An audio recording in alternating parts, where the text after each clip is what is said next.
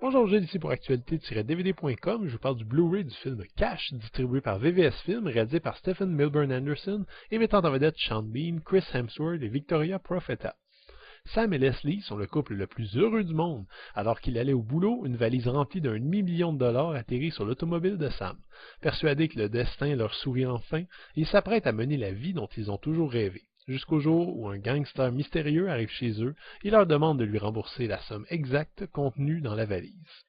Cash est un petit polar sans prétention, presque minimaliste, dont la plus grande force est un humour noir ciné.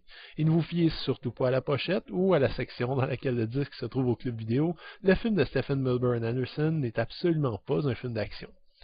J'aime bien Sean Bean, personnellement. C'est pas l'acteur le plus expressif ou versatile au monde, mais il a un charisme, une présence, qui lui a permis de camper d'excellents personnages dans une foule de films, comme la trilogie du Seigneur des Anneaux ou Ronin, même si, personnellement, je le préfère en tant qu'Alec Trevelyan, l'ennemi de James Bond dans GoldenEye.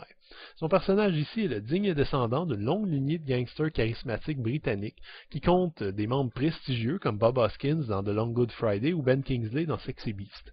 Si Pike Cubic, interprété par Sean Bean, manque un peu de sel par rapport à ses prédécesseurs, il arrive tout de même à balancer une bonne quantité de lignes de dialogue savoureuses et mémorables, et le fait que la majeure partie du film se déroule dans le calme le plus total et anormal rend l'ambiance de Cash très particulière et amusante.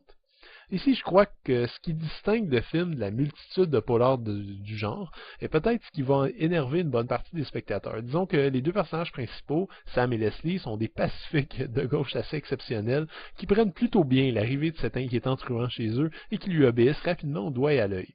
C'est un choix de caractère avec lequel j'ai pas eu de problème et je m'y suis d'ailleurs identifié. Donc à leur place, j'aurais fait pareil sans doute, ce qui a évidemment contribué à mon plaisir. Cependant, j'ai aucun doute que beaucoup de gens vont avoir le goût de hurler à l'écran pour secouer ces deux chiffres molles et iront même jusqu'à discréditer la crédibilité du film. Faut dire que le rythme du film, malgré ce à quoi on peut s'attendre, est extrêmement languissant et le scénario étire même jusqu'à son extrême limite certains moments plutôt banals, comme les innombrables calculs de comptabilité qui donnent lieu à de jolis moments d'absurde. Ceux qui aiment bien l'humour au second degré n'y verront pas le moindre problème et comme tel, Cash se regarde sans problème, comme une variante plus sérieuse d'un thriller à la Tarantino, avec moins de moyens de savoir-faire, évidemment, mais avec une ambiance sarcastique réjouissante. Dès qu'on comprend que Cash ne sera absolument pas un film d'action, on s'amuse beaucoup à observer les démêlés des pauvres Sam et Leslie face à ce monstre de stoïcisme et de menaces sourdes. C'est pas un grand film ou une œuvre particulièrement marquante, mais Cash propose un divertissement, somme toute, honnête.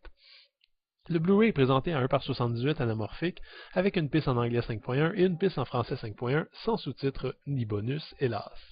Pour résumer tout ça, Cash marquera sûrement les mémoires d'aucun cinéphile aguerri, mais pour peu que vous soyez réceptif au polar britannique d'avant Guy Ritchie, même si en soi le film se déroule à Chicago, vous saurez sans doute apprécier cet amusant suspense et saurez aussi lui pardonner certaines imperfections de mise en scène, d'interprétation inégale, particulièrement de la part de Chris Hemsworth, et un scénario un petit peu prévisible.